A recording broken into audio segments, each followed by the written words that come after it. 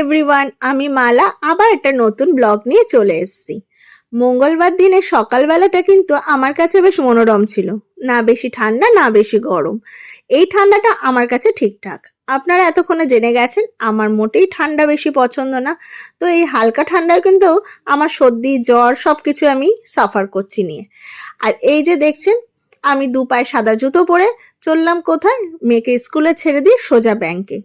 আজ ২ সপ্তাহ ধরে ব্যাংক থেকে ফোন করছে। তো এবার কাজটা না করলে ব্যাংক থেকে মনে হয় ধাক্কা মেরে বার করে দেবে।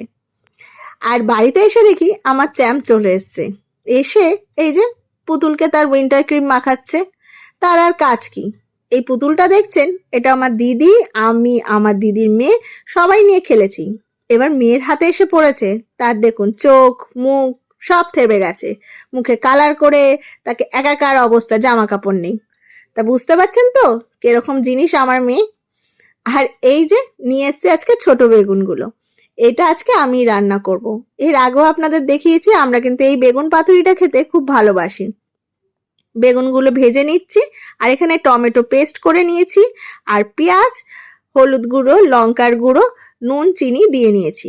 আর বেগুনগুলো যে ভেজেছি এই দেখুন, আপনাদেরকে দেখিয়ে দিচ্ছি বেগুনগুলো কি করে কাটা হয়েছে। একদম দু চালা করে কাটা যাবে না। আর একটুখানি কড়াইয়ে কালো জিরা ফোড়ন দিয়ে এই পেস্টটা দিয়ে দিলাম। ও হ্যাঁ, বলতে ভুলে গেছি, পেঁয়াজটা যেটা কুচি দেখলেন সেটা কিন্তু আমি পেস্ট করে নিয়েছি। পেঁয়াজ কুচি এতে কিন্তু পড়বে না। এই তেলে মশলাটা দিয়ে যখন মশলাটা কষে আসবে তারপরে বেগুন দিয়ে ভালো করে নাড়াচাড়া করতে হবে। আর একটু গা ধোয়া জল দিয়ে বাটি, ব্যাস কষে গেলে নামিয়ে ফেলুন বেগুন পাতুরি। বেশ ভালো লাগে কিন্তু এই শীতকালে খেতে। এই শীতকালে কিন্তু আমার আর আমার মেয়ের দুজনেই কিন্তু ভালোই ঠান্ডা লেগেছে। মেয়ের এতটাই ঠান্ডা লেগেছে এখনো পর্যন্ত ওষুধ চলছে। আর আমি এখনো বিরতি আছি, যখন বেশি হবে তখন খাবো। আর আজকে দিদি এসছিল বাড়িতে, এই মায়ের জন্য খাবার করেছিল তাই।